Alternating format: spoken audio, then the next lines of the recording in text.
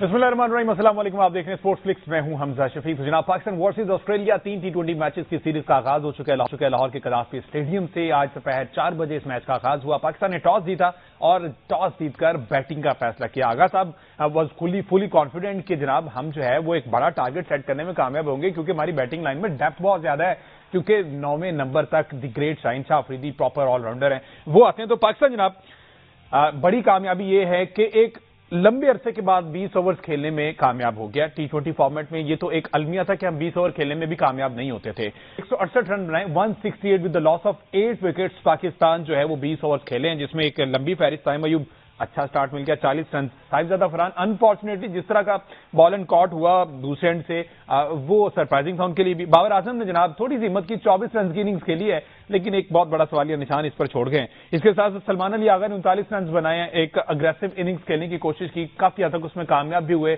आगे चलकर मजीद इस पर काम करेंगे, क्योंकि उन्होंने मेंशन किया था कि जनाब मैं प्रेशर में अच्छी इनिंग्स खेलता हूं, ये उन्होंने खुद कोट किया हुआ है। उसके बाद फखर जमान 10 रन खासा स्ट्रगल करते दिखाई दिए। उसके बाद उस्मान खान ने 18 रन की इनिंग्स खेली है। शादाब खान दी ग्रेट जो है वो 1 रन बनाकर चलते बने, और इसके अलावा शाहीन शाह अफरीदी ने जनाब 0 रन का इजाफा किया है। बहरहाल हमारे साथ मौजूद हैं सीनियर स्पोर्ट्स एनालिस्ट हैं अहमद कुरैशी साहब, इसके साथ साथ डॉक्टर रेहान साहब ने ज्वाइन किया। Welcome to both of you जी। अहमद साहब, तैयारी जो थी वो 200 प्लस की थी, जिस तरह का आगाज मिला वो भी बड़ा बेहतरीन साइम की तरफ से मिल गया, लेकिन उसके बाद 168, हम 10 ओवरों में 100 के करीब थे, 100 कर चुके थे, 8 ओवर में 85 था, लेकिन फिर ऐसी ब्रेक लगी, ऐसी लाइन लगी कि पाकिस्तान की जो रिवायत है वो साबित हो गया इसमें। देखिए हमजा, हम सेम वही मिस्टेक्स रिपीट करते जा रहे हैं जो हम पिछले 2-2.5 साल से 3 साल से मिस्टेक्स कर रहे हैं, और ये बड़ा अनफॉर्चुनेट है कि हम अपनी गलतियों से सीखने के लिए बिल्कुल भी तैयार नहीं है। आज भी अगर आप देखें तो मुझे ये situation similar to Asia Cup final वाली सिचुएशन लगी, कि जहां पे पाकिस्तान को एक अच्छा स्टार्ट तो मिला, लेकिन आगे फिर पाकिस्तान क्रिकेट टीम उस मोमेंटम को कैरी ऑन नहीं कर सकी। और ऑस्ट्रेलिया की टीम ऑल द वे परसों पहुंचती है ऑस्ट्रेलिया से without any training session, without any kind of practice, वो ग्राउंड में उतरते हैं और पाकिस्तान को अभी तक अगर हम देखें तो आउट क्लास किया उन्होंने पाकिस्तान को, पाकिस्तान की कंडीशंस में। और खुदा न खास्ता अगर पाकिस्तान ये मैच हार जाता है तो मेरे ख्याल में बहुत सारे सवाल जन्म लेंगे। उनमें से पहला सवाल ये होगा कि पाकिस्तान क्रिकेट टीम इतनी गई गुजरी और रेलू कट्टा टीम हो गई है कि ऑस्ट्रेलिया की टीम 2 दिन पहले आई, एक दिन रेस्ट की, अगले दिन मैच खेलने आई और पाकिस्तान को हरा के चली गई। और दूसरा सवाल फिर हमारे पड़ोसी मुल्क से उठेगा कि पाकिस्तान की टीम की ऑस्ट्रेलिया की अगर BC कैटेगरी की टीम के अगेंस्ट इस तरह की परफॉर्मेंस है, क्योंकि जाहिर है उनके 3-4 मेन प्लेयर्स नहीं है, तो वो फिर क्योंकि ऑलरेडी हम बायकॉट को कंसीडर कर रहे हैं T20 वर्ल्ड कप के भी या इंडिया के अगेंस्ट मैच को भी, तो वो फिर इसको ये रंग देंगे कि पाकिस्तान की टीम की तो परफॉर्मेंस ही नहीं है, इसलिए इंडिया से डर के बायकॉट करने की सोच रहा है पाकिस्तान क्रिकेट बोर्ड। तो आई थिंक कि जो ये हमारा मजाक उड़ेगा और ये जो ह्यूमिलेशन होगी वो नेक्स्ट लेवल की होगी, और हमारा अपना इसमें कसूर है। हम पूरी दुनिया में अगर देख लें तो T20 क्रिकेट के अकॉर्डिंग प्लेयर्स की सिलेक्शन होती है, प्लेयर्स की पास्ट परफॉर्मेंसेज या पास्ट स्टैट्स की वजह से उनको सिलेक्ट नहीं किया जाता। इसकी प्राइम एग्जांपल हमारे पास इंडिया की टीम की है शुभमन गिल की, कि वो वाइस कैप्टन उनको बनाया गया, लेकिन जब उन्होंने परफॉर्म नहीं किया तो उनको T20 वर्ल्ड कप के स्क्वाड से बाहर कर दिया गया। उनकी रेपुटेशन या उनके प्रीवियस स्टैट्स की वजह से उनको कंटिन्यू नहीं रखा गया। हमारे सामने बाबर आजम की एग्जांपल है।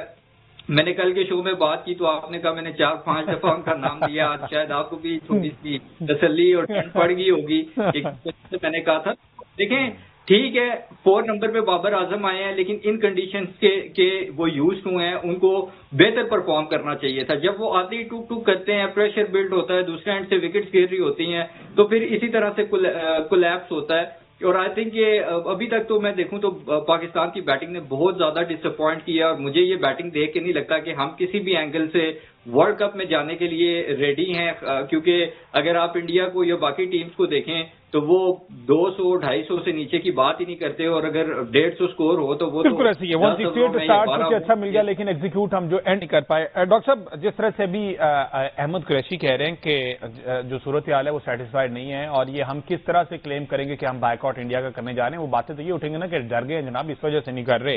तो अभी 168 for 8 दूसरी इनिंग्स का आगाज भी हो चुका है। ये जो बैटिंग ऑर्डर शफल किया है, बाबर आजम को चौथे नंबर पर लेके आए, सलमान अली आगा वन डाउन आगे, ये फैसला आप समझते हैं ठीक है? ये इस तरह की छेड़छाड़ करना, एक जो प्लेइंग 11 एक प्रॉपर दी हुई है, उसमें ये भी डिस्टर्बेंस क्रिएट नहीं करती? जी बिल्कुल, आपने सही कहा अब्दुल्ला। देखें, कोई प्लानिंग अगेन नहीं थी। बाबर आजम 4 पे आ रहे हैं, फखर जमान 5 पे आ रहे हैं। फखर आपका पावर हिटर है, याद होगा वर्ल्ड कप की एक ही इनिंग्स की 67 बॉलर में उन्होंने 124 रन किए थे। अगर फखर वन डाउन नहीं आता और T20 में वो मैक्सिमम बॉल्स नहीं खेलता, आपका एक ही पावर स्ट्राइकर है, we was like a lost soul. वो 5वें नंबर पे बिल्कुल बाबर आजम, उधर वही 120 का स्ट्राइक रेट, 24 रन 20 बॉलें, एक छक्का उन्होंने लगाया, वो खुदा करके बाउंड्री पार करके गया। और दूसरी बात, टीम की कोई प्लानिंग नहीं थी। एडम जंपा उनका नंबर 1 लेग स्पिनर है, उसको हर ओवर में हमने विकेट दी, उस पे हमने 4 डाउन किया, उसको हमने मिल्क नहीं किया, सिंगल डबल लेने की कोई कोशिश नहीं की। ये नहीं देखा कि हमने इसको निकाल लें, इसकी ओवर निकाल लें, तो बड़ा अच्छा प्लेटफॉर्म मिल गया था। साइम अयूब और सलमान अली आगा ने बड़ी अच्छी पार्टनरशिप लगाई। सलमान अली आगा को ही कम से कम साइम अयूब को कहना चाहिए था कि जो बेटा, इसको आराम से खेलो, सिंगल निकाल लो, इनका मेन बॉलर है। बाकी तो उनकी इनएक्सपीरियंस बॉलिंग लाइनअप थी, जिसको अब ये फेंटा लगा रहे थे, छक्के मार रहे थे। लेकिन इन्होंने अब कोई टीम प्लानिंग नहीं है, कोई पावर हिटर है ही नहीं है। अब उस्मान खान भी स्ट्रगल कर रहे थे, मोहम्मद नवाज भी स्ट्रगल कर रहे थे, कोई फिनिशर नहीं है टीम में। अब कल न्यूजीलैंड और इंडिया का मैच था, शिवम दुबे आखिरी वक्त तक मैच को लेके गए, 65 रन बनाए 24 बॉल्स पे। हमें पावर हिटर चाहिए, हम चीख के बैठ रहे हैं कि इस टीम में अब्बास खान अफरीदी की, इरफान खान नियाजी की, अब्दुल समद की, मसलन अहमद दानियाल जगह बनती है। 15 का जो स्क्वाड है वो सिलेक्ट नहीं हुआ। ऑस्ट्रेलिया ने अगर आज ये रन चेज कर लिए तो इंडिया बिल्कुल हक बजानिब होगा ये कहने में कि पाकिस्तान की टीम तो अच्छा परफॉर्म कर ही नहीं रही, तो उन्होंने तो हमारे से बाइकआउट करना ही है। तो ये चीजें पाकिस्तानी क्रिकेट बोर्ड को और पाकिस्तान क्रिकेट टीम की जो मैनेजमेंट है और थिंक टैंक है, खासतौर पे उनको ये वर्कआउट करना चाहिए था कि किस बॉलर को टारगेट करना है और किस बॉलर को जो है अटैक करना है। एडम जंपा को 4 विकेटें दी, एक कैच पे छूट गया तो वो 5 आउट कर जाते। तो ये चीजें वर्ल्ड कप में कोई अच्छी, और सिर्फ 8 दिन रह गए वर्ल्ड कप शुरू होने में, पाकिस्तान तो ये सिचुएशन है। अहमद कुरैशी साहब, ये अगर इंशाल्लाह ये पाकिस्तान मैच जीत जाता है तो ये जो अभी से ही तनकीद का आगाज हो गया है इस बैटिंग लाइनअप पर और जो सूरत हाल है, डिसीजन मेकिंग और वगैरह वगैरह, तो ये जीत जाते हैं तो फिर भी ये फ्लॉज वहीं के वहीं रहेंगे। हम कहेंगे कि ऑस्ट्रेलियंस अपनी गलती से ये हारे।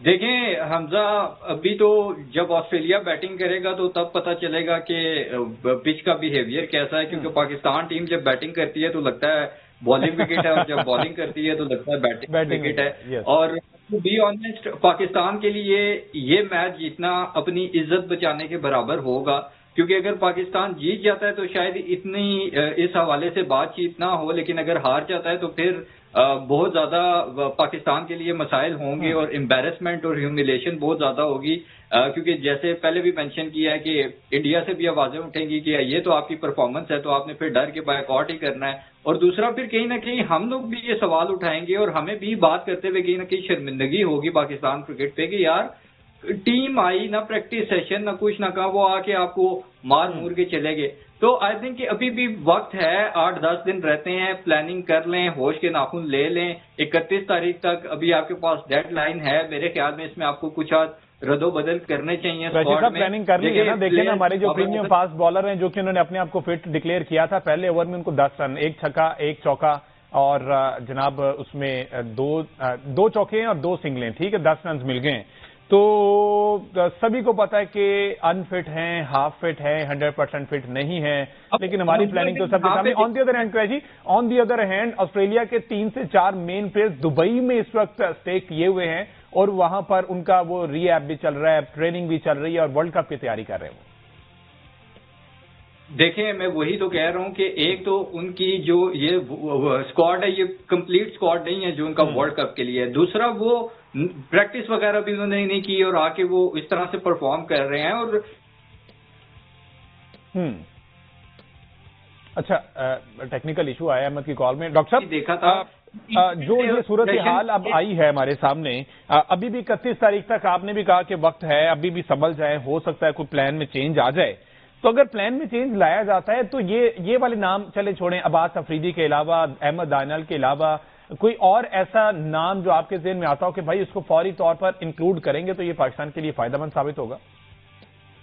बॉलर की बात कर रहे हैं, आपके पावर हिटर है, उनको आप कंसिडर कर सकते हैं। और फिर समीर मिन्हास से अंडर 19 से आप अंडर 19 से प्लेयर इंडक्ट कर सकते हैं। आपने उनको अंडर 19 वर्ल्ड कप खिला के क्या करना है? और इवन अली रजा ने पिछला वर्ल्ड कप में भी इतनी अच्छी बॉलिंग की, पीएसएल में भी इतनी अच्छी बॉलिंग की, आपने उसको वेस्ट किया। शाहीन शाह अफरीदी हाफ फिट है, उनका एक्शन भी कंप्लीट नहीं हो रहा। मैंने भी पहला ओवर में साथ साथ मैच भी देख रहा हूँ, उनका तो एक्शन भी कंप्लीट नहीं हो रहा। उनका वो घुटने की इंजरी, जो नी की इंजरी होती है, बीइंग अ डॉक्टर, सारा बॉडी वेट आपका नी के ऊपर ट्रांसफर होना होता है राइट नी पे।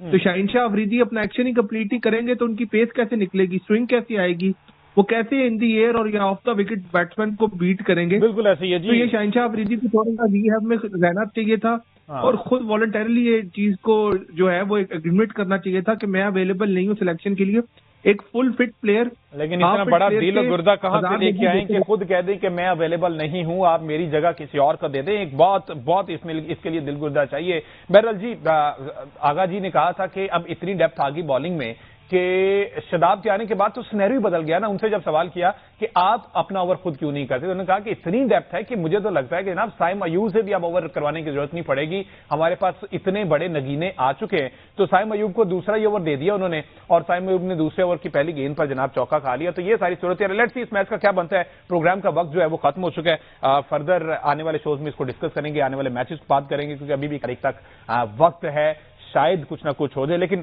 होप फॉर दी बेस्ट, अल्लाह करे ये मैच जीतें, ये सीरीज जीतें और वर्ल्ड कप में विनिंग कॉम्बिनेशन के साथ हम एंट्रो। मुझे इजाजत, अल्लाह हाफिज।